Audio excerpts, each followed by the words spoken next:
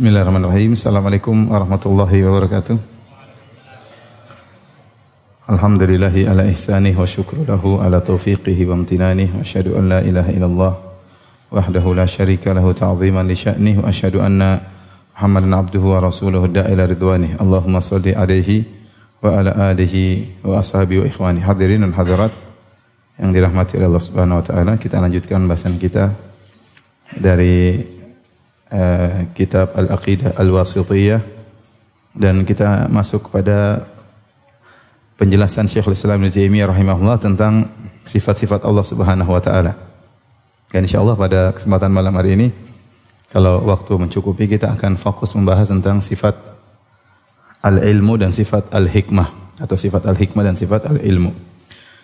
Sebelumnya Ibnu Taimiyah berkata, wa qauluhu subhanahu, ya, termasuk dalam masalah ayat-ayat sifat, yaitu firman Allah Subhanahu wa taala, huwal awwalu wal akhiru wal zahiru wal batinu wa huwa bikulli syai'in alim. Dialah yang maha awal dan maha akhir, dan dia yang maha zahir dan maha batin, dan dia, yaitu Allah Subhanahu wa taala, ilmunya meliputi segala sesuatu. Apa yang dimaksud al-awwal? Al-awwal yaitu Allah yang pertama. Allah ada sejak zaman azali, yang keawalan Allah Subhanahu wa taala tidak didahului dengan ketiadaan. Berbeda dengan makhluknya, dahulunya tidak ada kemudian menjadi ada. Yang mengadakan adalah Allah Subhanahu wa taala. Makanya dalam hadis kata Nabi sallallahu alaihi wasallam, kana Allah wa lam yakun syai'un ghairuhu. Dahulu Allah sendirian dan tidak ada yang bersama dengan Allah Subhanahu wa taala. Kemudian Allah menciptakan makhluknya. Maka Allah adalah al-awwal. Al-awwal, dialah yang pertama kali dari sisi zaman. Maka Allah Subhanahu wa taala adalah yang maha pertama, yaitu azali, yang tidak didahului dengan ketiadaan. Oleh karenanya Nabi sallallahu alaihi wasallam menafsirkan empat sifat ini, al-awwal, al-akhir, al-zahir, al-batin, dalam hadis kata Nabi sallallahu alaihi wasallam, antal awwal falaysa qablaka syai', engkau adalah al-awwal, tidak ada sesuatu pun yang sebelum engkau. Wa anta al-akhir wa laysa ba'daka syai', dan engkau adalah yang paling terakhir dan tidak ada setelah engkau sesuatu pun.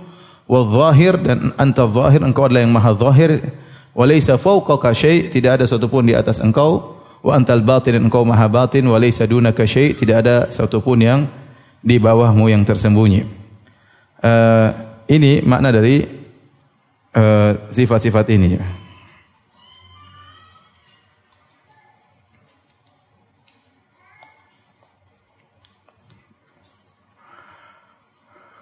Al-awwal, al-akhir, al-zahir, al-batin. Al-awwal itu maha azali, ya, maha azali, ya. Kemudian itu adalah maha abadi, ya. Kemudian yang tertinggi. Yang batin itu tidak ada yang tersembunyi baginya.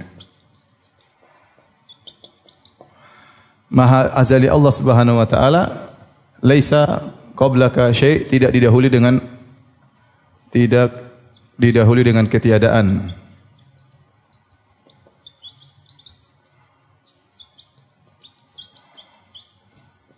Nabi sallallahu alaihi wasallam bersabda, ya, kana Allah wa lam yakun syai'un ghairuhu.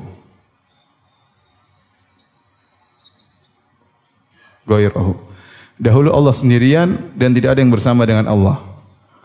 Dahulu Allah sendirian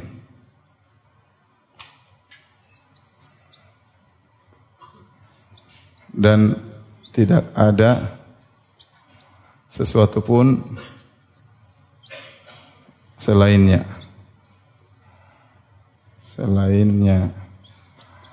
Ya. Adapun al-akhir, yaitu kata Nabi sallallahu alaihi wasallam, wa laisa ba'daka syai', ya. Kata Nabi sallallahu alaihi wasallam, wa laisa ba'daka syai'un. Tidak ada sesuatu pun setelahmu.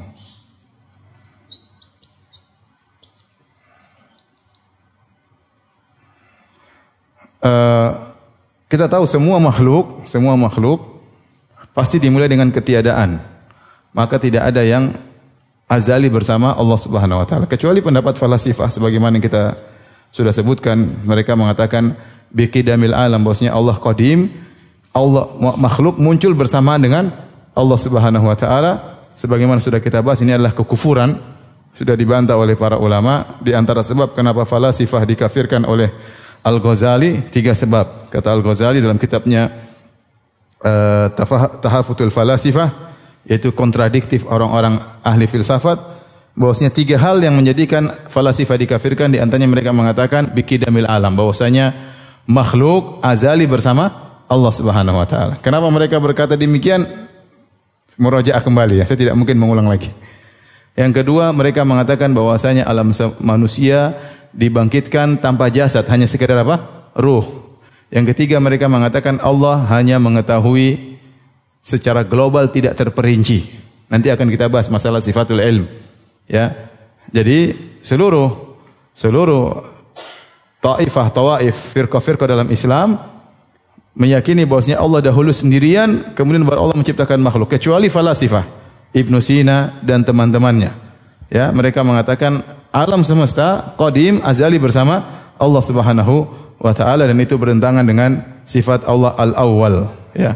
Kalau ternyata alam semesta bersama dengan Allah, maka Allah tidak disebut dengan apa? Al-awwal, bukan dia sendiri yang al-awwal, berarti makhluk juga apa? Al-awwal, ya. Ya, kata falasifah seluruh makhluk qadim bersama Allah, cuma pemunculannya yang berbeda waktu, tetapi secara zatnya qadim. Saya juga tidak paham apa yang mereka omongkan ya. Demikian juga abadi. Benar bahwasanya makhluk ada yang abadi, dan semua makhluk manusia akan abadi, ya. Tatkala mereka akhirnya masuk surga atau masuk neraka, mereka akan abadi. Khalidina fiha abada, akan abadi selama-lamanya. Kalau begitu, ada yang abadi bersama Allah dong. Kita bilang beda antara keabadian Allah dengan keabadian apa? Makhluk. Keabadian Allah Subhanahu wa taala, keabadian yang sempurna, ya, tidak didahului dengan kematian. Kemudian keabadian Allah adalah secara zatnya. Adapun makhluk, mereka didahului dengan kematian, kemudian mereka dibangkitkan kembali, kemudian mereka dimasukkan neraka atau surga, dan keabadian mereka bukan li dzatihi, bukan karena zatnya, tapi diabadikan oleh Allah Subhanahu wa taala. Faham itu bedanya? Karena ada sebagian orang-orang yang stres mengatakan judulnya ternyata neraka tidak kekal, ternyata surga tidak kekal. Ya, di antara dalil mereka, kalau kita bilang neraka kekal, surga kekal, berarti sama dengan Allah. Jawabannya tentu berbeda. Allah Subhanahu wa taala kekalnya secara zatnya, adapun makhluk tidak bisa kekal dengan sendirinya, tapi dikekalkan oleh apa? Allah Subhanahu wa taala, ya. Paham? Jadi tetap berbeda antara kekekalan Allah dengan kekekalan makhluk, ya. Kemudian az-zahir yang tertinggi, maka di sini nanti akan kita bahas yang menunjukkan, karena Nabi mengatakan walaysa fawqaka syai', walaysa fawqaka syai'un, yaitu tidak ada sesuatu pun di atasmu. Nah, apa makna di atas di sini, ya? Tidak satu pun yang di atasmu, ya. Artinya Allah Maha atas. Al-Zahir artinya Allah Maha atas. Allah Maha atas.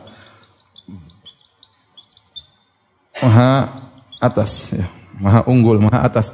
Nah, Allah Maha atas di sini menurut Ahlus Sunnah, atas itu ada 3, al-ulu atau al-ulu. Nanti akan kita bahas insyaallah secara detail, ya. Ada namanya ulu az-zat, ada namanya ulu al-qadar, ada namanya ulu al-qahar. Ulu zat maksudnya secara zatnya, secara zat Allah tertinggi. Ulu al-qadar maksudnya secara sifat, maka Sifat-sifat Allah maha tinggi, sifat-sifat Allah maha sempurna. Maha sempurna. Adapun ulu qahar yaitu secara kekuasaan,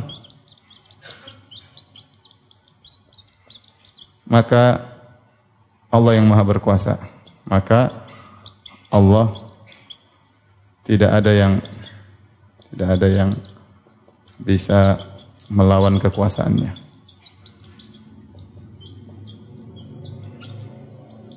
Nah, untuk dua model ulu ini yang pertama, yang kedua, yang ketiga. Adapun yang kedua ini disepakati oleh seluruh ahlul bid'ah.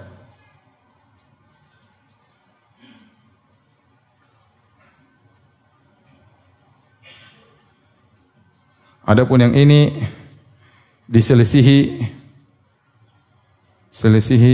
oleh seluruh ahlul bid'ah dengan berbagai macam model-modelnya, baik Syiah, baik Jahmiyah, baik Mu'tazilah, Maturidiyah, Kullabiyah dan yang lainnya. Insyaallah akan kita jelaskan lebih detail. Cuma ini saya hanya menjelaskan secara global. Adapun al-batin diambil dari kata batan, yaitu sesuatu yang tersembunyi. Maksudnya Allah menafsirkan yaitu tidak ada yang tersembunyi baginya, tidak ada yang samar bagi Allah Subhanahu wa taala, yaitu Allah Maha mengetahui yang batin, ya. Tidak ada yang tersembunyi. Terbatinkan di sisi Allah.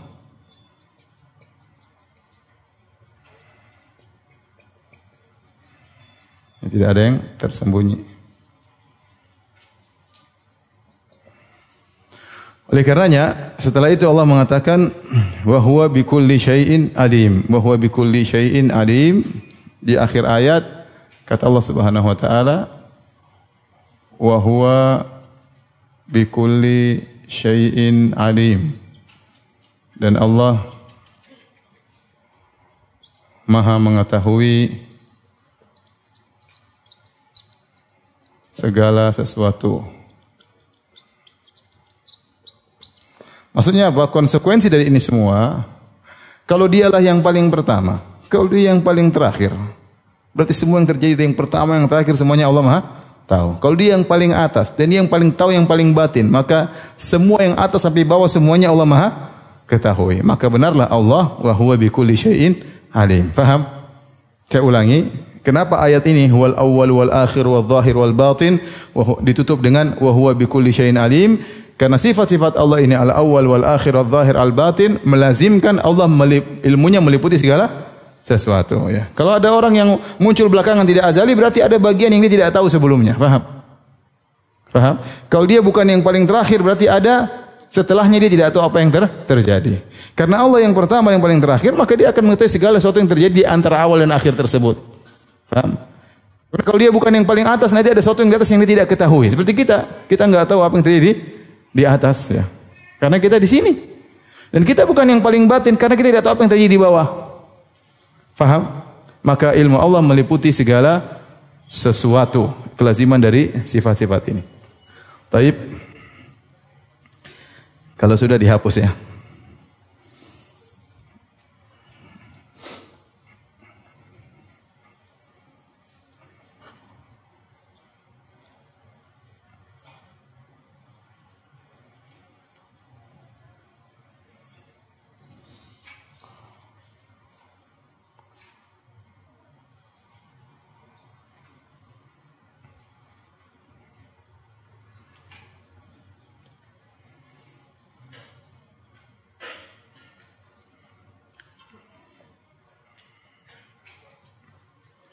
Saya tadi malam di Masjid As-Saff saya sebutkan di antara keistimewaan agama Islam, satu-satunya agama yang menerangkan tentang sifat-sifat Tuhan secara apa?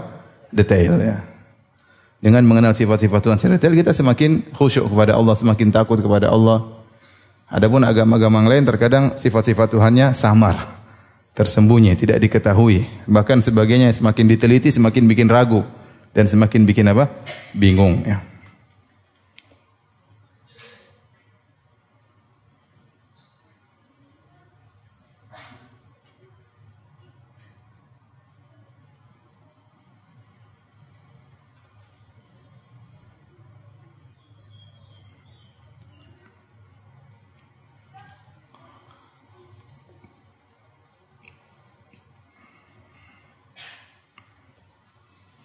Kita lanjutkan ayat berikutnya, kata Syekhul Islam Taimiyah rahimahullah, di antara ayat-ayat yang berkaitan sifat-sifat Allah, wa qauluhu subhanahu wa tawakkal 'alal hayyil ladzi la yamut.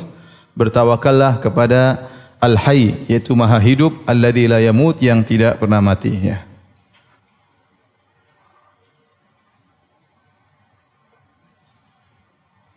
Ada kainnya enggak?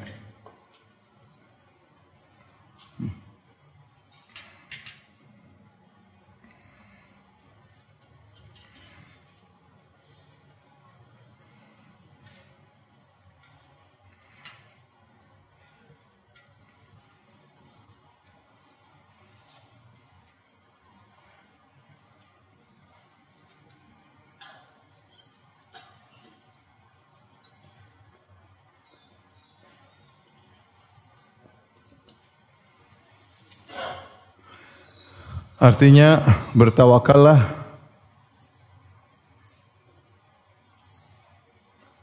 kepada Al-Hayy, Al-Hayyu, yaitu yang Maha Hidup, yang Maha Hidup. Alladzi la yamut, yang tidak akan mati.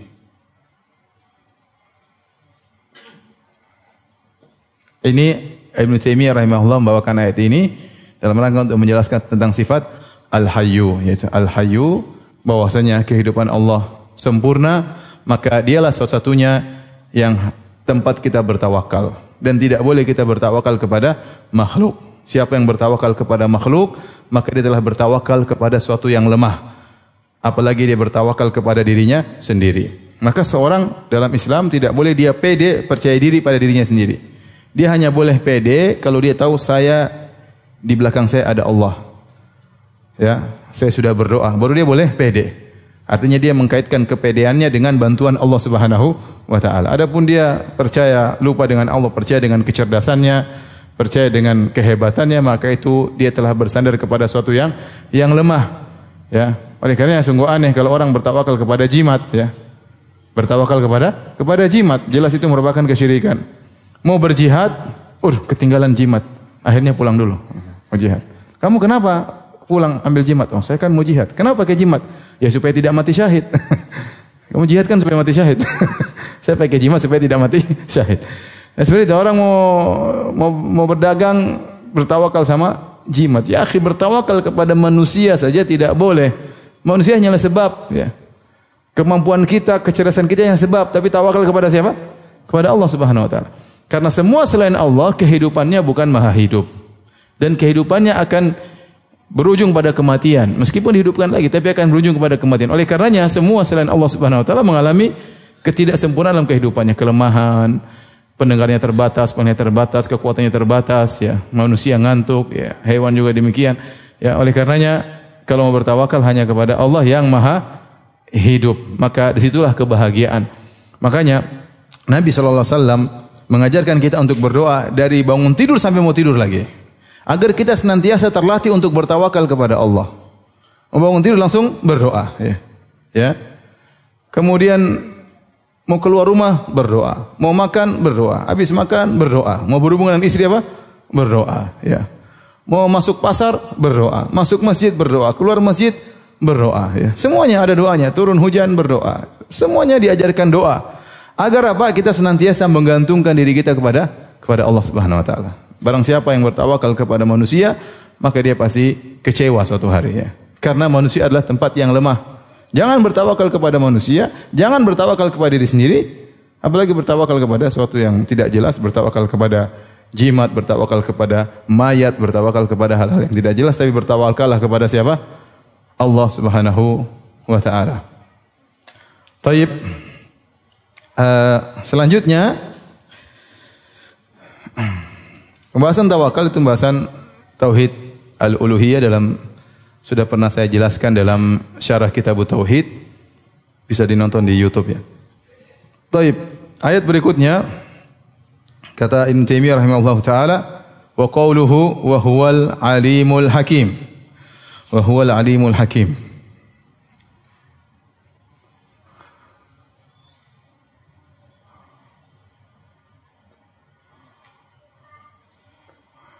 Dialah Allah, Dia yang maha berilmu, ilmu dan maha bijak. Taib, masalah ilmu akan kita tunda setelah ini. Kita akan bahas dulu apa itu maksudnya maha bijak ya. Atau maha hakim lah. Al-Hakim ditafsirkan dengan 3 tafsiran ya. Ada yang menafsirkan dengan Dzul Hukum atau dalam kurung Al-Hakim. Al-Hakim yaitu fa'il, maknanya fa'il, yaitu yang maha berhukum. Kemudian ada yang menafsirkan dengan Al-Muhkim.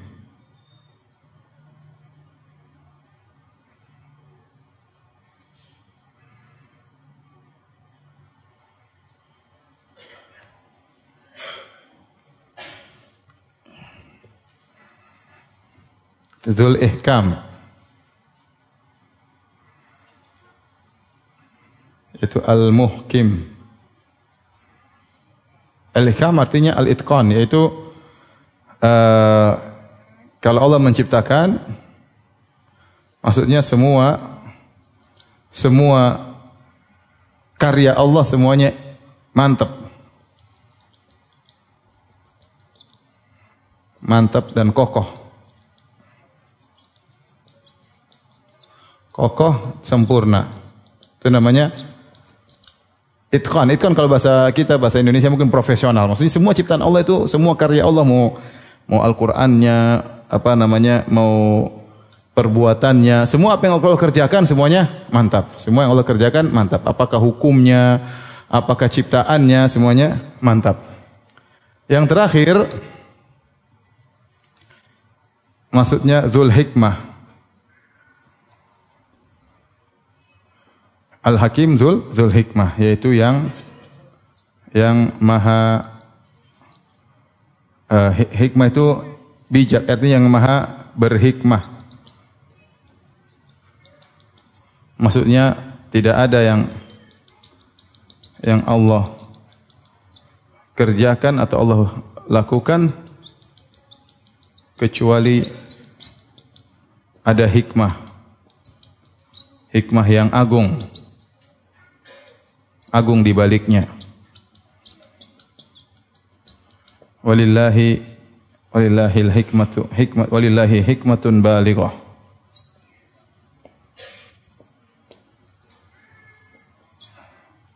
Taib.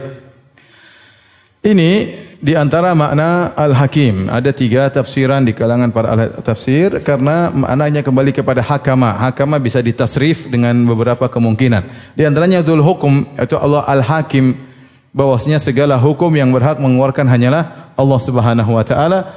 Semua keputusan hanya yang mengerjakan siapa? Allah, ya. Ya, makanya wala yusyriku fi hukmihi ahada. Ya, Allah Subhanahu wa taala tidak mensyarikatkan seorang pun, satu makhluk pun dalam hukumnya. Semuanya Allah yang putuskan. Pengaturan alam semesta, perjalanan matahari, penciptaan manusia, ajalnya, takdirnya, semua yang terjadi alam semesta ini Allah tidak perlu diskusi. Paham? Allah sendirian dalam menjalankannya. Maka tidak ada Allah kasih hak otonomi. Misalnya pantai selatan, kamu Nyi Roro Kidul, kamu atur sana. Misal. Tidak ada. Ini gunung Jin Tomang, kamu gunung itu, tidak ada. Ya. Tidak ada Allah kasih, tidak. Semuanya atas perintah siapa? Allah. Semua yang kasih keputusan siapa? Allah. Itu maksudnya Allah Al-Hakim. Ya. La mu'aqqiba li hukmih, tidak ada yang protes dengan hukum Allah Subhanahu wa taala. Sebenarnya oleh karenanya semua yang terjadi dalam semesta ini tidak ada yang keluar dari hukum Allah Subhanahu wa taala. Kullu yaumin huwa fi sya'an. Setiap hari Allah dalam kesibukan. Memutuskan ini, mengatur ini, dan segalanya Allah Maha mengatur segala sesuatu. Apa yang terjadi dalam semesta ini tidak ada yang keluar dari hukum Allah Subhanahu wa taala. Paham? Maha hukum. Adapun Al-Ihkam, Dzul Ihkam, yaitu Al-Muhkim, yaitu semua misalnya firman Allah, kitabun uhkimat ayatuhu, Al-Quran yang ihkam ayat-ayatnya. Al-Quran Allah Subhanahu wa taala yang merupakan firman-firman Allah Subhanahu wa taala, Allah buatnya dengan ihkam. Makanya Allah mengatakan, afala yatadabbarunal Quran walau kana min indi ghairillahi lawajadu fi ikhtilafan katsira. Tidakkah mereka, Allah tantang, tidakkah mereka mentadabburi Al-Quran?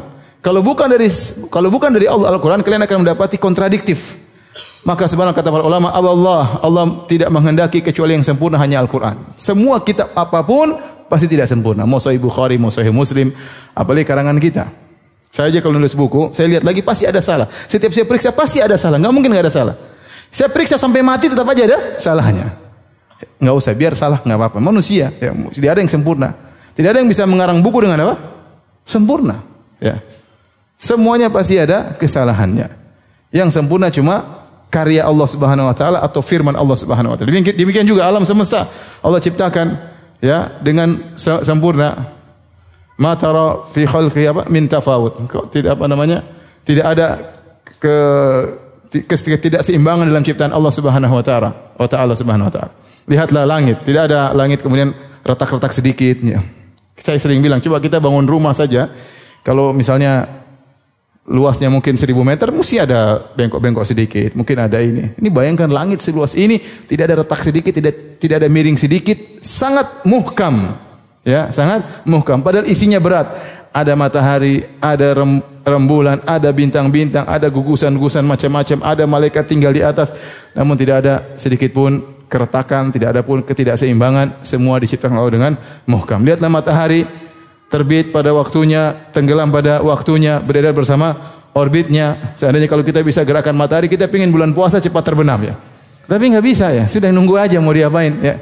Sudah diatur berdasarkan aturan Allah Subhanahu wa taala. Demikian juga takdir Allah. Takdir Allah juga ihkam. Allah sebelum menciptakan kita, Allah sudah mengatur, merencanakan dengan profesional. Dengan tidak ada kekurangan sedikit pun, Allah sudah tahu apa yang dia kerjakan. Allah ciptakan iblis, Allah tahu kenapa dia ciptakan iblis. Kenapa Allah pilih Muhammad yang jadi Rasulullah SAW, maka Allah juga tahu. Allahu a'lamu haitsu yaj'alu risalatah. Allah tahu kepada siapa Allah letakkan risalahnya. Jadi Tuhan kita maha ihkam. Apa bahasa Indonesianya? Presisi. Saya enggak tahu lah. Profesional, presisi, pokoknya sempurna dalam segala perbuatannya, dalam segala karyanya, dalam segala firman-Nya. Semuanya sempurna, baik dalam masalah Al-Quran, baik dalam masalah ciptaannya, baik dalam masalah takdirnya, maka Allah maha sempurna. Itu namanya Al-Hakim Dzul Ihkam atau Al-Muhkim. Yang terakhir di antara makna Al-Hakim adalah Dzul Hikmah, yaitu Allah tidak melakukan apapun kecuali ada apa? Hikmahnya. Walillahi hikmatun balighah. Allah memiliki hikmah yang tinggi. Allah tahu kenapa Allah melakukan demikian, kenapa ciptakan demikian, Allah menciptakan bencana, kenapa Allah memberikan kenikmatan kepada si fulan, kenapa si fulan tidak. Semuanya pasti ada hikmahnya. Taib, untuk masalah al-hikmah, maka ada beberapa penyimpangan dalam masalah sifat al-hikmah ya. Taib.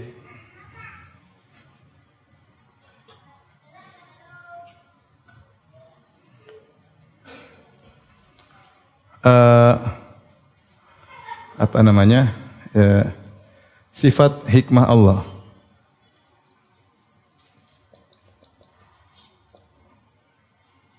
Menurut Al-Jahmiyah dan Al-Asy'ariyah, kemudian menurut Ahlus Sunnah wal Jamaah, kemudian menurut Al-Mu'tazilah.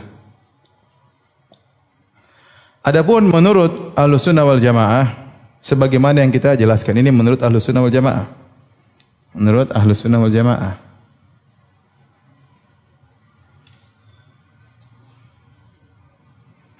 Bahwasanya Allah Subhanahu wa taala menciptakan suatu pasti ada apa? Hikmahnya. Justru itulah kesempurnaan suatu zat. Kita saja kalau di manusia, seorang yang dia melakukan sesuatu, dia pikir dulu dan itu tujuannya, berarti orang ini cerdas, tidak asal bikin apa? Bikin-bikin saja ya. Ya. Afa hasibatum annama khalaqnakum abatha? Kata Allah, menurut kalian kami ciptakan kalian cuma begitu saja main-main? Enggak. Kata Allah, ma khalaqnas samawati wal arda, apa? Kata Allah, laibin, kami tidak main-main dalam ciptakan langit dan bumi. Ya. Kami ciptakan ada tujuannya, ya. Makanya dalam Al-Qur'an banyak sekali Allah mengatakan misalnya, wa ma khalaqtul jinna wal insa illa liya'budun. Tidaklah aku ciptakan jin dan manusia kecuali untuk beribadah kepadaku. Berarti hikmah dari penciptaan jin dan manusia untuk apa? Untuk beribadah kepada Allah Subhanahu wa taala. Kenapa Allah menciptakan kehidupan dan kematian? Untuk menguji manusia. Alladzi khalaqal mauta wal hayata liyabluwakum ayyukum ahsanu amala. Yang telah menciptakan kematian dan kehidupan, ya. Untuk menguji kalian siapa di antara kalian, ya, yang terbaik amalannya. Wa ma arsalna mir rasulin illa liyuta'a biidznillah. Tidaklah Allah mengutus suatu rasul kecuali untuk ditaati. Dan banyak dalam Al-Qur'an Allah mengatakan untuk ini, menunjukkan Allah tatkala melakukan sesuatu pasti ada tujuannya. Ini perkara yang mudah dipahami atau tidak? Mudah saja. Kita manusia aja yang bikin sesuatu kita tujuannya ada. Kalau ada orang bikin sesuatu tidak pakai tujuan, ini orang kita bilang ini orang cerdas atau bahlul? Bahlul, kenapa enggak ada tujuannya? Ya, sekedar enggak tahu apa yang terjadi, yang bikin aja ngerjain tanpa ada tujuan. Sederhana, itulah akidah Ahlussunnah wal Jamaah. Itulah akidah masyarakat. Masyarakat Allah ada hikmahnya. Sabar, pasti ada hikmahnya. Banyak orang bilang begitu. Terkena musibah, sabar, ada hikmahnya, ya. Kena kecelakaan, sabar, ada hikmahnya, ya. Cerai sama istri, sabar, ada hikmahnya. Diomelin istri, ada hikmahnya, ya. Misalnya, ya. Ya, semuanya ada hikmahnya. Karena kita yakin di antara sifat Allah, Allah Maha Bijak, Allah tidak melakukan sesuatu kecuali pasti ada hikmahnya. Itu akidah Ahlussunnah wal Jamaah. Hanya saja Ahlussunnah wal Jamaah memperinci, ya, hikmah atau tujuan perbuatan Allah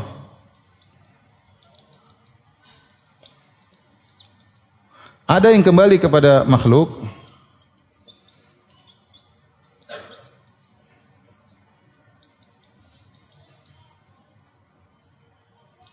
seperti tadi, ya. Allah mengatakan misalnya, tidaklah kami menciptakan jin manusia, tidaklah kami utus Rasul kecuali untuk ditaati, ya. Tidaklah kami, misalnya Allah mengharamkan suatu kecuali ada hikmahnya, Allah menghalalkan suatu kecuali ada hikmahnya, maka semuanya kembali kepada kemaslahatan hamba. Dan ada yang hikmah kembali kepada Allah. Ya, seperti Allah senang, ya. Allah ridha, berarti Allah melakukan sesuatu tersebut agar Allah senang dan Allah ridha. Seperti Allah mengatakan, "Wala yazalul 'abdi yataqarrabu ilayya bin nawafil hatta uhibbahu." Senantiasa hambaku, ya, melakukan amalan-amalan sunnah sampai aku pun mencintainya. Ya, berarti Allah ingin hamba tersebut melakukan perbuatan-perbuatan yang baik agar Allah apa? Cinta kepada dia. Ini kembali kepada zat Allah Subhanahu wa taala. Taib, adapun Al-Jahmiyah Al-Asy'ariyah, kata mereka, ya, kata mereka semua perbuatan Allah tanpa tujuan. Allah melakukan tanpa tujuan. Logika mereka sederhana. Kata mereka, kalau Allah menciptakan suatu karena tujuan, berarti Allah butuh kepada tujuan tersebut. Kalau Allah butuh kepada tujuan tersebut, berarti Allah tidak sempurna kecuali setelah mendapat tujuan tersebut.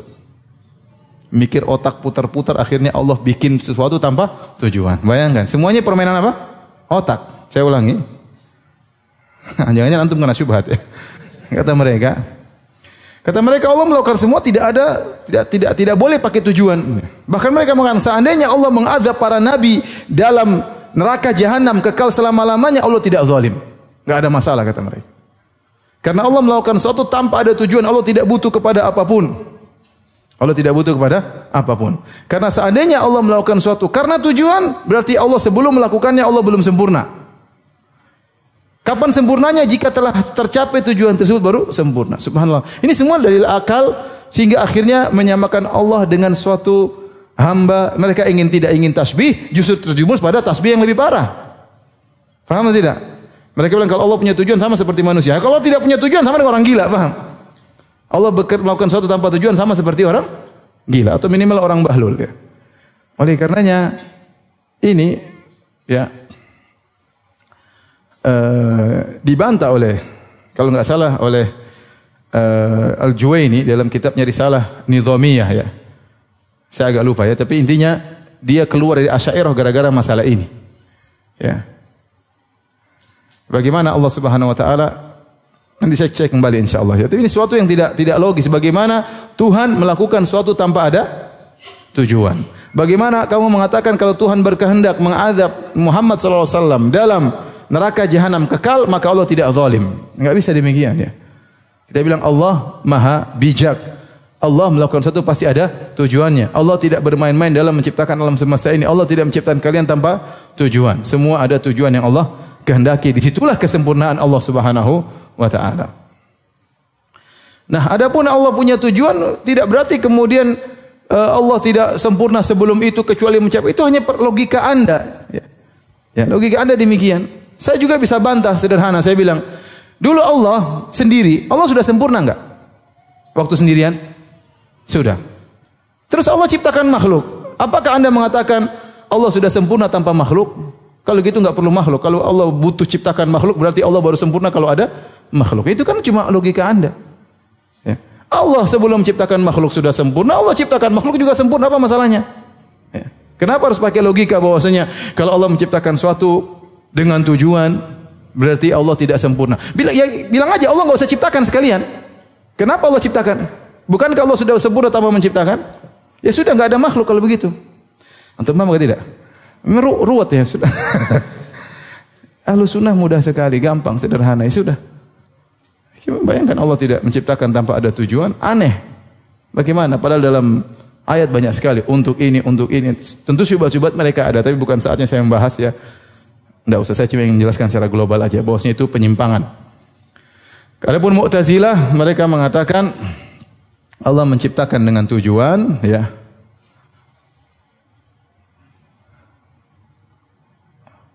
Ada hikmah, tapi hikmah adalah makhluk, bukan sifat Allah Subhanahu wa taala. Allah, dan hikmah tersebut hanya berkaitan dengan kemaslahatan makhluk.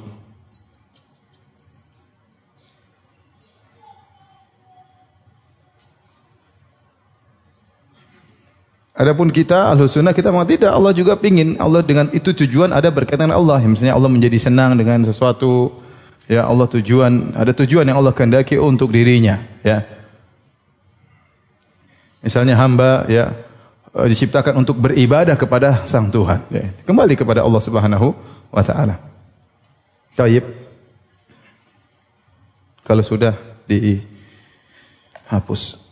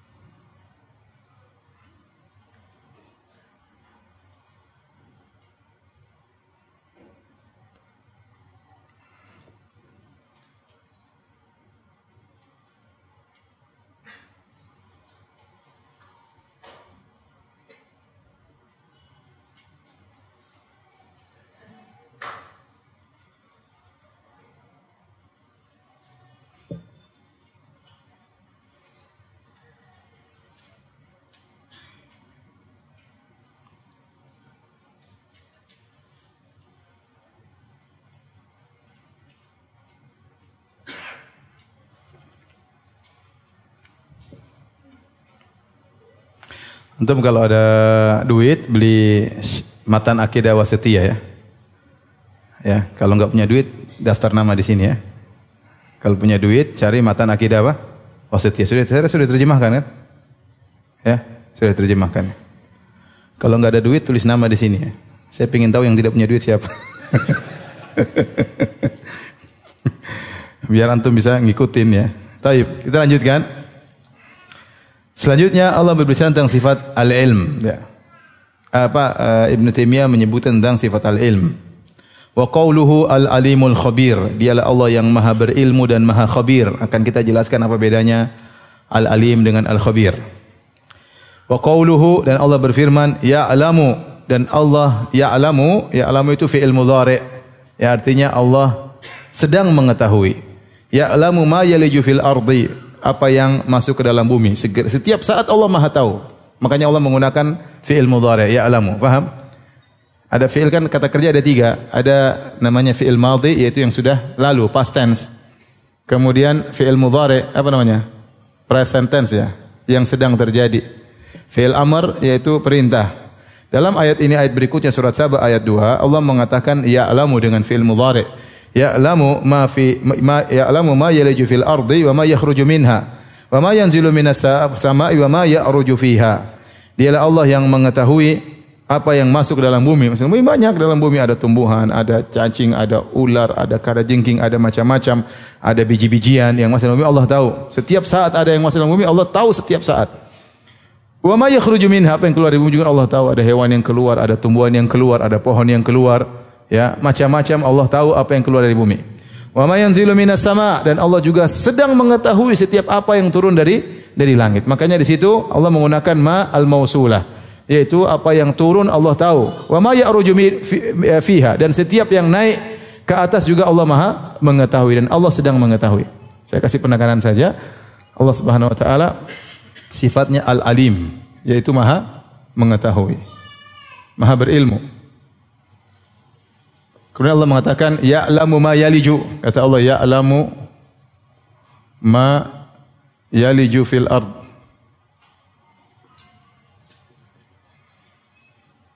Wa ma yakhruju minha. Wa ma yanzilu minas sama'. Wa ma ya'ruju fiha. Dialah Allah Subhanahu wa taala yang sini fi'il mudhari',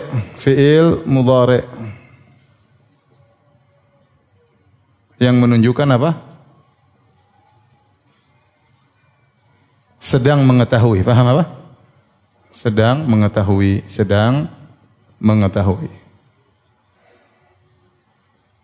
Bukan Allah tidak mengatakan Allah telah mengetahui, tapi Allah sedang apa?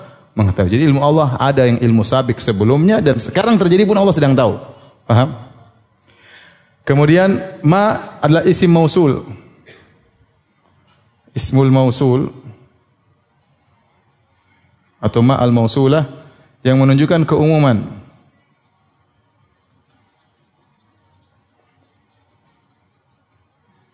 Yaitu apa saja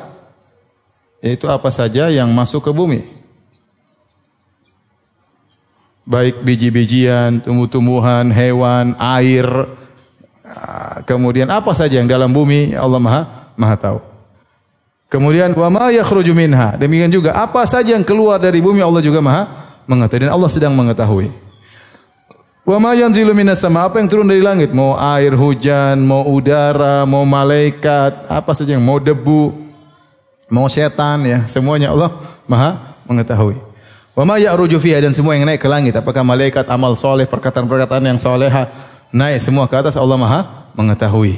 Ya, di sini saya ingin menampilkan bahwasanya di antara ilmu Allah adalah sedang. Paham ini untuk menjelaskan perbedaan kita dengan Asy'ariyah nanti. Taib. Allah lanjutkan atau Ibnu Taimiyah melanjutkan dalam surat Al-An'am ayat 59. Wa indahu mafatihul ghaibi la ya'lamuha illahu, dan di sisi Allah ada kunci-kunci ilmu gaib, tidak ada yang mengetahuinya kecuali Allah. Wa ya'lamu ma fil barri wal bahr, sama Allah menggunakan fi'il mudhari', dan Allah mengetahui apa yang di daratan dan apa yang di lautan. Semuanya. Semua di daratan Allah tahu, semua di lautan sampai di dasar laut, semuanya hewan-hewan, tumbuh-tumbuhan, karang-karang, semuanya Allah tahu karena semua ciptaan Allah Subhanahu wa taala. Wa ma tasqutu mi waraqatin, sampai Allah jelaskan, bahkan tidak ada satu daun pun di atas muka bumi yang jatuh illa ya'lamuha. Allah tahu tentang daun tersebut. Saya tanya sama antum, jumlah pohon di atas muka bumi ini berapa? Ada yang pernah sensus? Jumlah pohon banyak. Seterusnya jumlah daun di atas muka bumi ini berapa? Setiap daun itu Allah tahu urusannya. Setiap daun Allah tahu urusannya. Tatkala dia jatuh Allah tahu, tatkala dia berkembang Allah tahu, tatkala dia menguning Allah tahu, tatkala dia hijau Allah tahu. Karena semua ciptaan apa? Allah. Ya, yang cipta tahu apa yang dia ciptakan. Paham? Taib. Kemudian wala habbatin fi dzulumatil ardi. Demikian juga biji-bijian yang masuk dalam kegelapan bumi. Ada biji yang dalam, ada akar yang menjulang ke dalam. Allah tahu apa yang terjadi dengan akar tersebut. Wala ratbin wala yabisin, tidak ada sesuatu yang basah maupun yang kering illa fi kitabim mubin. Itu semua sudah tercatat di kitabim mubin, sudah tercatat di mana? Lauhil mahfuz, ya. Ya, tatkala firman Allah Subhanahu wa taala fi kitabim mubin, ya. Illa fi kitabin apa? Mubin.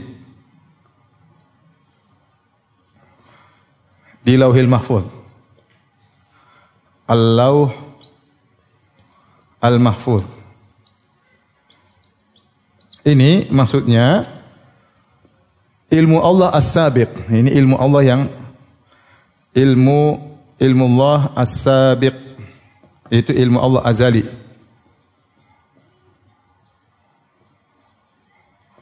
Yaitu Allah sudah mengetahui segala sesuatu sebelum terjadinya. Sebelum terjadinya. Ya. Illa fi kitabin mubin, ya. Ini jenis ilmu Allah yang kedua, ya. Illa fi kitabin mubin. Kemudian Allah Subhanahu wa taala juga sebutkan, "Wa ma tahmilu min unsa wa la tad'u illa bi ilmih." Dan tidaklah yang dikandung oleh seorang wanita dan tidaklah dia melahirkan kecuali dengan ilmu Allah Subhanahu wa taala. Itu Allah sudah mengetahui sebelumnya dan itu terjadi sesuai tepat dengan ilmu Allah yang sebelumnya. Di sini ayat yang ketiga Ibnu Taimiyah memilih firman Allah Subhanahu wa taala illa bi ilmih. Ini ayat yang pertama. Ini ayat yang kedua, ayat yang ketiga. Kata Allah illa bi ilmihi. Bi ilmihi. Yang artinya dengan ilmu Allah, kecuali kejadiannya sesuai dengan ilmunya Allah. Ini untuk membantah Mu'tazilah, ya, yang mengatakan bahwasanya Allah tidak punya ilmu. Di sini Allah menyandarkan ilmu kepada Allah. Berarti ilmu ini adalah sifatnya siapa? Sifatnya Allah, ilmu Allah. Ilmunya apa? Allah. Kemudian Allah berfirman juga dalam surat At-Talaq, di akhir surat At-Talaq kata Allah Subhanahu wa taala, "Lita'lamu anna Allah 'ala kulli syai'in qadir wa anna Allah qad ahata bi kulli syai'in ilma." Ya. Agar kalian mengetahui bahwasanya Allah Maha kuasa atas segala sesuatu, wa anna Allah qad ahata bi kulli syai'in ilma, dan bahwasanya ilmu Allah meliputi segala sesuatu. Ya. Yang keempat, ya.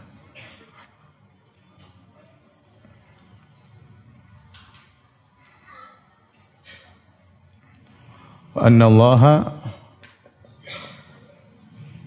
qad ahata bi kulli syai'in ilma, yaitu ilmu Allah meliputi segala sesuatu.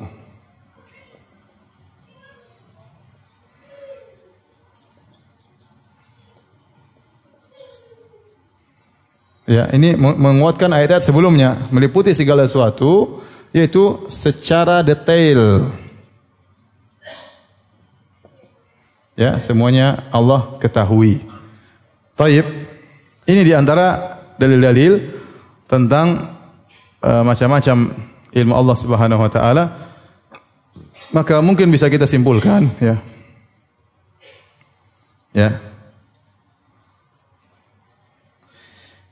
Ilmu Allah meliputi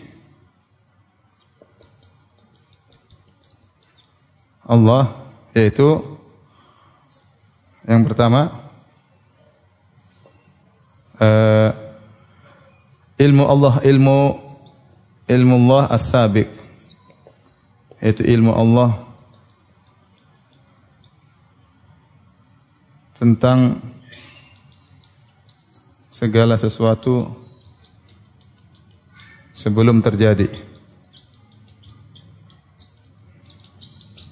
Dan ini diingkari oleh Qadariyah gulat. Diingkari oleh Qadariyah ekstrim.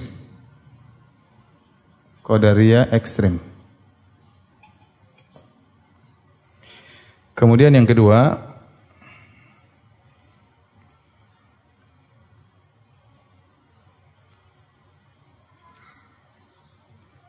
ilmu Allah meliputi segala sesuatu.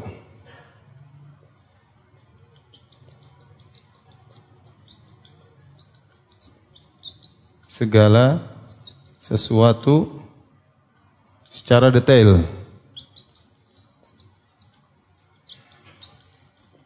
Dan ini diingkari oleh falasifah.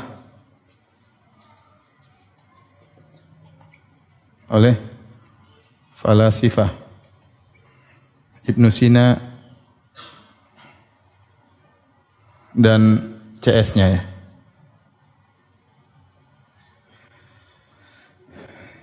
Kemudian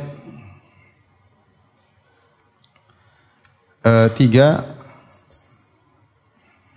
ilmu Allah meliputi apa yang sedang terjadi.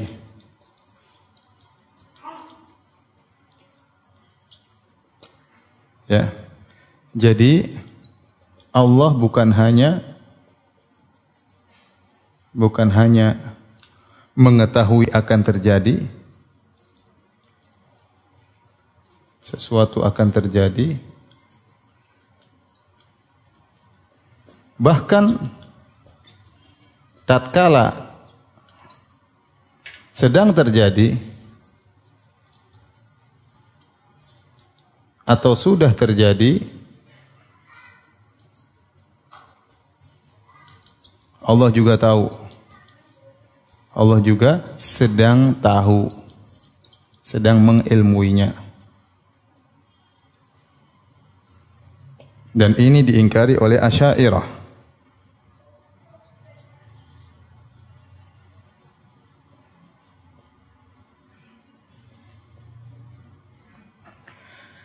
Kemudian bahkan ilmu Allah Subhanahu wa taala, Allah mengetahui sesuatu yang tidak terjadi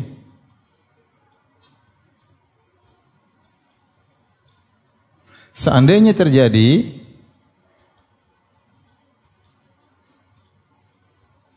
kayak apa, seperti apa, Allah juga tahu.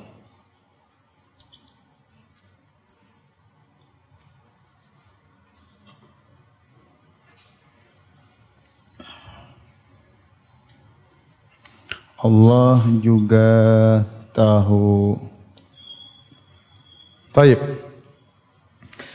Ini kira-kira tentang ilmu Allah menurut pandangan Ahlus Sunnah, ya. Menurut Ahlus Sunnah.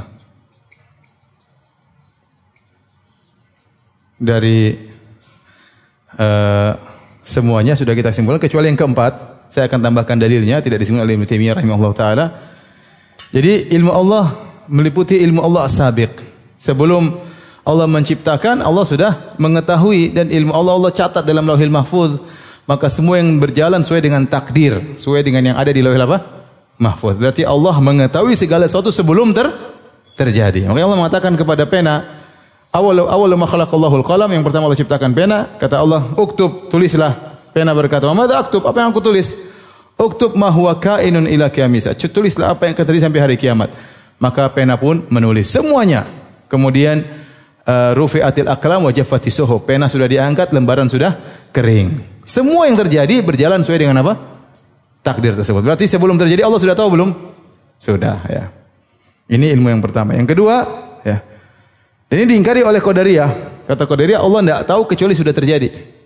Al-amru unuf, ini yang disebutkan dalam awal dari Sahih Muslim. Ibnu Umar, sudah saya sampaikan, Ibnu Umar bertemu dengan sekelompok orang yang dipimpin oleh nama Ma'bad al-Juhani. Dia mengatakan al-amru unuf, yaitu segala perkara Allah tidak tahu sebelumnya. Baru terjadi, baru Allah tahu. Dan ini kafir orang-orang seperti ini. Karena mereka mengingkari takdir Allah Subhanahu wa taala. Di antara rukun iman adalah iman bil qadar. Beriman kepada apa? Takdir. Bahwasanya semua yang terjadi sudah ditakdirkan oleh Allah Subhanahu wa taala. Kata mereka enggak, Allah baru tahu setelah terjadi. Diingkari oleh Qadariyah ekstrim. Kemudian Allah meliputi segala sesuatu, ini diingkari oleh Ibnu Sina yang mengatakan Allah hanya mengetahui secara global, detail Allah tidak tahu. Syubhatnya apa nanti kita jelaskan. Yang ketiga, Allah mengetahui apa yang sedang terjadi. Ini repot bagi Jahmiyah dan bagi Asy'ariyah. Asy'ariyah, oh, kan kita sudah punya syarat Tuhan tidak boleh mengalami perubahan, ya tidak? Ilmu Allah kalau berkaitan dengan, misalnya berkaitan dengan firanda, ya. Nah, saya kan berubah-ubah kan? Allah lihat saya ke kanan, Allah lihat saya apa? Ke kiri, Allah lihat saya kanan kiri. Ini kan perubahan, berarti ilmu Allah mengalami apa? Perubahan. Nah, enggak boleh. Itu enggak boleh bagi Allah Subhanahu wa taala. Berarti Allah tidak boleh sedang mengetahui apa? Perubahan-perubahan tersebut. Sehingga mereka mengingkari ilmu Allah yang sedang terjadi. Paham? Antum enggak paham ya? Biarin aja, enggak paham, enggak apa. Ruwet mereka, paham? Yang keempat, Allah mengetahui sesuatu yang tidak terjadi. Seandainya terjadi seperti apa, Allah juga tahu. Dan ini banyak dalam ayat. Seperti Allah berfirman, "Walau alimallahu fihim khairan la asma'ahum, walau asma'ahum latawallaw wa hum muridun." Kata Allah, seandainya Allah mengetahui pada diri mereka ada kebaikan dalam surat Al-Anfal, tentu Allah akan membuat mereka mendengarkan ayat-ayat Allah. Walau asma'ahum, seandainya mereka mendengar ayat Allah, latawallaw, mereka tetap saja berpaling. Intinya mereka sekarang tidak mendengar ayat-ayat Allah, tapi kata Allah, seandainya pun saya buat mereka mendengar, tetap saja mereka berpaling. Faham? Jadi tidak terjadi, tapi kalau terjadi Allah tahu bagaimana.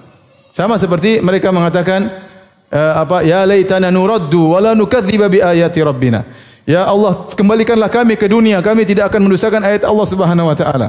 Kata Allah, walau ruddu la adu limanuhu anhu wa innahum lakadzibun. Kata Allah, seandainya mereka dikembalikan, tetap saja mereka akan mendustakan ayat-ayat Allah dan mereka berdusta atas pernyataan mereka. Mereka sudah mati, tidak bakalan dikembalikan, paham? Tapi kata Allah, seandainya kalau dikembalikan, tetap saja mereka akan mendustakan. Berarti Allah tahu sesuatu yang tidak terjadi. Seandainya terjadi kayak apa, Allah juga tahu. Sama seperti Allah berfirman tentang orang munafik. Orang munafikin mereka tidak mau jihad.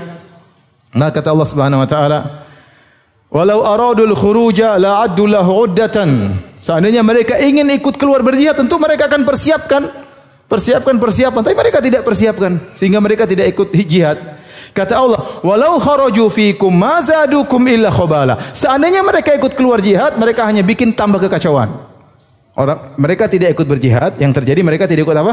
Berjihad. Tapi seandainya mereka ikut berjihad, hanya bikin kacau. Ini menguatkan dalil bahwasanya Allah mengetahui sesuatu yang tidak terjadi. Seandainya terjadi kayak apa, Allah pun tahu. Paham? Azan ya?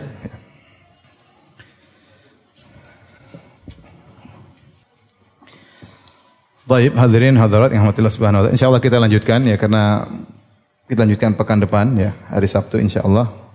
Karena kalau saya mau jelaskan nanti kepanjangan ya. Tentang syubhat-syubhat dan bantahannya dan juga sifat al-khabir, kita tunda insyaallah Sabtu depan. Tapi kita masuk tanya jawab.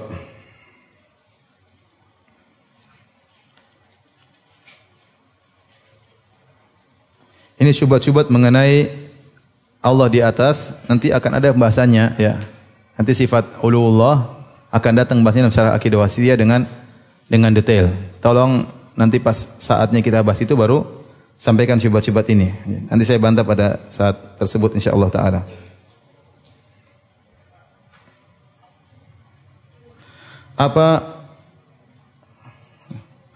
Ustaz, apabila kita mendoakan orang tua, kakek, nenek, dan orang terdekat yang sudah tiada, apakah harus disebut namanya, misalnya fulan bin fulan? Kalau Kalau bisa disebut lebih baik. Atau tapi Allah Maha tahu. Kalau kita bilang nenekku, yang kita maksudkan siapa Allah sudah tahu. Ya. Kita bilang ayahku, ya sudah tahu. Kita bilang ibuku, Allah sudah tahu. Ibu cuma satu kan. Allah sudah tahu siapa yang kita doakan. Ya. Tidak perlu kita sebutkan fulan bin fulan, tidak harus. Ya. Yang penting kita tujukan siapa doa tersebut. Allah Maha tahu. Ustaz, bibi ana punya anak pertama namanya Esa Damar Panutan. Anak kedua mengalami guguran, anak ketiga meninggal saat melahirkan dan sekarang bibi ana sedang hamil lagi. Mohon penjelasannya Ustaz, apakah akibat pengaruh anak pertama? Allah alam bisawab, cuma nama Esa itu kurang baik ya. Seakan-akan dia hanya bersendirian ya. Sebaiknya namanya diganti ya. Karena Esa secara bahasa Indonesia artinya apa? Sendirian ya. Sendirian. Beda dengan nomor 1. Kalau nomor 1 akan ada nomor 2. Tapi Esa itu kesannya wallahu alam. Setahu saya Esa maksudnya bersendirian. Dan kita tahu nama punya pengaruh ya. Nah, Rasulullah mengganti nama-nama yang tidak baik. Rasulullah SAW menyuruh orang namanya hazan, sedih, Rasulullah suruh ganti. Karena mereka sering mengalami apa? Kesedihan ya. Ada namanya syihab atau syuhub atau apa yang namanya api, Rasulullah SAW suruh ganti. Karena nama hendaknya pilih nama yang baik ya. Dan kita berharap dengan nama tersebut mengaruhi sang anak. Ya sebaiknya diganti. Sebaiknya nama ini diganti. Ya. Adapun kalau seandainya 1, 2 enggak apa-apa. Ini anak nomor 1. Nomor 1 tidak justru menandakan akan ada nomor apa? 2. Seperti di Afrika, kawan-kawan yang belajar di Madinah banyak namanya anak dari 1 sampai 5 namanya sama semua. Namanya Abu Bakar, tapi Abu Bakar awal, Abu Bakar tsani, Abu Bakar tsalits. Begitu mereka ya. Abu Bakar nomor 1, Abu Bakar nomor 2, Abu Bakar nomor 3, Abu Bakar nomor 4. Mereka tidak bilang Abu Bakar 1 dari istri pertama, Abu Bakar 2 dari istri kedua, enggak. Pokoknya dia bilang Abu Bakar, dia namakan Abu Bakar 5-5-nya Abu Bakar sampai Abu Bakar khamis. Demikian juga Muhammad al-awwal, Muhammad al-tsani, Muhammad al-tsalits, Muhammad al-rabi'. Kita dapat teman Muhammad Salif. Oh, dia kakaknya sebelumnya 2 Muhammad sebelum apa? Dia. Itu tidak mengapa karena al-awwal. Tapi kalau Esa itu kayak ahad, sendirian. Jadi sebaiknya mungkin diganti wallahu alam bisawab. Ustaz, apa benar Imam Nawawi, Imam Ibnu Hajar berakidah Asy'ariyah? Buku karya beliau dipakai oleh ulama Ahlussunnah. Benar, An-Nawawi dalam buku-bukunya beliau mentakwil sifat-sifat Allah Subhanahu wa taala. Namun di akhir hayatnya beliau menulis sebuah risalah yang menjelaskan tentang bahwasanya Allah berbicara dengan huruf dan suara. Dan ini kembali kepada akidah Ahlussunnah wal Jamaah. Buku ini ditahqiq oleh sebagian ulama, meskipun orang Asy'ariyah mengingkari buku ini, tapi disebutkan bahwasanya sebagian murid-murid An-Nawawi menyebutkan bahwa ini buku karya Al-Imam Nawawi rahimahullah taala. Kalau benar buku ini nisbahnya kepada Imam Nawawi itu benar, berarti Imam sudah rujuk di akhir apa? Hayatnya. Yang kedua, Ibnu Hajar rahimahullah taala, kalau kita baca pendapat beliau tentang sifat-sifat beliau muzabzab, tidak konsisten. Contohnya dalam dalil a'rad beliau bantah Asy'ariyah. Padahal itu asal syubhatnya orang-orang apa? Asy'ariyah. Nanti beliau dalam masalah tangan beliau menukil lagi dari pendapat ulama Ahlussunnah tentang adanya sifat tangan bagi Allah Subhanahu wa taala. Dalam masalah suara, Allah berbicara dengan suara, beliau menukil pendapat Imam Ahmad bin Hanbal. Jadi memang apa? Nanti dalam sifat ulu beliau tolak sifat ulu. Jadi tidak konsisten Ibnu Hajar rahimahullahu taala. Namun mereka adalah para ulama, meskipun mereka terpengaruh oleh Asy'ariyah, mereka bukan seperti Ar-Razi, mereka bukan seperti Al-Juwaini, bukan orang-orang yang mempelopori akidah tersebut. Mereka hanya terpengaruh, apalagi di zaman tersebut, zaman yang dikuasai oleh Asy'ariyah ya. Maka kita, alhamdulillah mereka ulama, mereka diberi uzur oleh Allah Subhanahu wa taala, mereka sudah berusaha, maka kita kalau yang salah kita kritiki, yang benar kita ambil ya. Jangan sampai orang berpikir bahwasanya kalau Ibnu Hajar Asy'ariyah maka kita harus Asy'ariyah semuanya. Kita bilang tidak ada, itu bukan cara berpikir yang benar ya. Ya. Ibnu Hajar rahimahullah banyak kebaikan, dia punya kesalahan, tidak ada yang maksum. Karena kalau kita misalnya mengikuti pendapat akidah Imam Nawawi, terus buku yang kemarin saya bawa ratusan ulama itu mau kita buang semua. Yang sebelum munculnya Imam Nawawi rahimahullah taala sudah banyak ulama di atas akidah Ahlussunnah wal Jamaah ya. Yang sudah saya sebutkan pada pertemuan yang sebelumnya. Oleh karenanya itulah sikap insaf kita bersikap adil. Kalau ada ulama yang punya salah bukan berarti kita kemudian buang dia seluruhnya, tidak, karena tidak ada yang maksum. Ya, tidak ada yang maksum. Kalau orang tersebut ternyata secara umum adalah baik, kebaikannya lebih banyak daripada kekurangannya, maka tidak mengapa kita ambil ilmunya, tapi ada kesalahannya kita waspada dan kita mendoakan semoga Allah mengampuni beliau karena kesalahan beliau. Beliau sudah berusaha menuju kepada kebenaran namun tergelincir.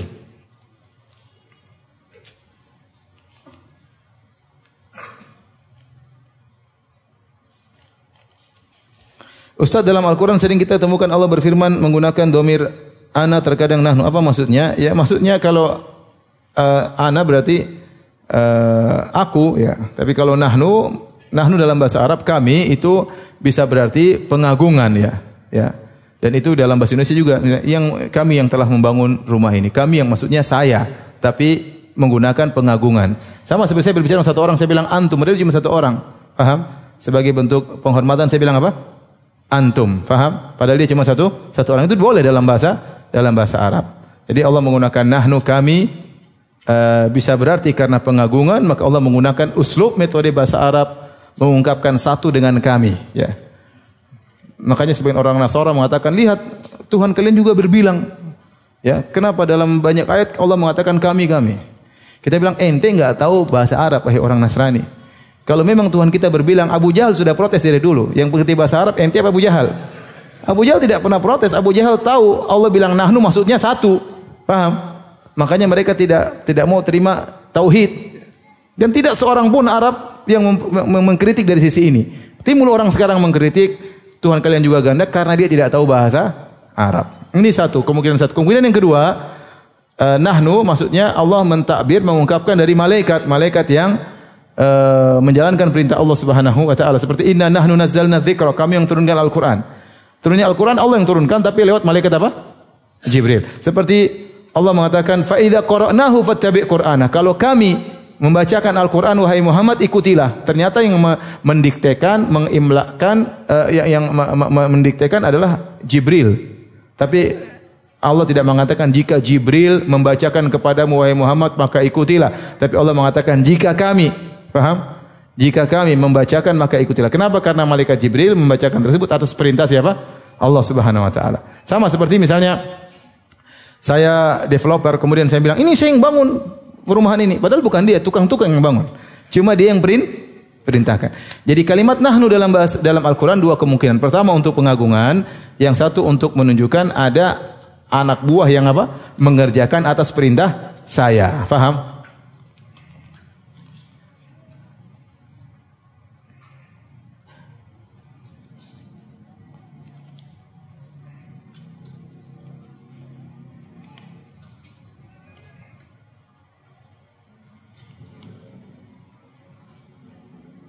Ustaz, bagaimana menanggapi anak jika dinasihati seperti tidak senang, agak marah, padahal anak-anak akhwat sudah dewasa. Kadang hati anak menangis kalau anak beri nasihat, tapi seringnya dibantah-bantah. Jawab terus. Apalagi nasihat tentang ilmu agama, kelihatan sekali tidak sukanya, tidak senang, emosian. HP terus Ustaz. Sibuk dengan urusan dunia, baca Quran susah. Itulah anak-anak zaman now. Bukan cuma ibu aja yang mengalami demikian, ya. Itu tantangan bagi kita. Inilah sarana dakwah. Sayang sama anak, nasihati jangan pernah bosan untuk ngomelin, ya. Sekali ngomelin, sekali kasih hadiah, sekali dipeluk, sekali kita tidur bareng sama dia, sekali kita ngobrol seperti teman. Dan begitulah dalam menghadapi anak-anak zaman sekarang. Dan itu berlaku pada banyak anak, bukan cuma anak yang sekolah umum, bahkan yang sekolah pondok pun terkadang demikian, ya. Maka sebenarnya apa yang dialami ibu bukan cuma ibu sendiri yang mengalami demikian. Terlalu banyak orang mengalami ujian seperti ini. Maka ibu jangan terlalu mutung. Ya sedih oke lah, tetapi terus berusaha. Inilah lahan dakwah saya. Saya ceramah di masjid enggak bisa, mending saya ceramain anak saya. Ya udah pelan-pelan nasihati, ya. Kata orang kalau ngurusi anak itu seperti masak makanan tertentu, ya, goreng sesuatu, apinya enggak boleh besar, apinya kecil-kecil, harus kecil tapi harus dilihatin terus, kalau enggak bakalan mati apinya. Ini nyalain pelan, sering ditengok, diperbaiki lagi. Kalau kenceng, hangus. Kalau mati enggak masak-masak, ya. Kira-kira demikian. Anak-anak yang harus ditengok, dilihat lagi, diperhatikan apinya supaya dia bisa matang dengan baik. Demikian wallahu taala bisawab. Insyaallah kita lanjutkan pekan depan. Subhanakallah bihamdik asyhadu alla ilaha illa anta astaghfiruka wa atubu ilaik. Wassallallahu nabiyana Muhammadin wa ala alihi wasahbihi wasallam. Assalamualaikum warahmatullahi wabarakatuh.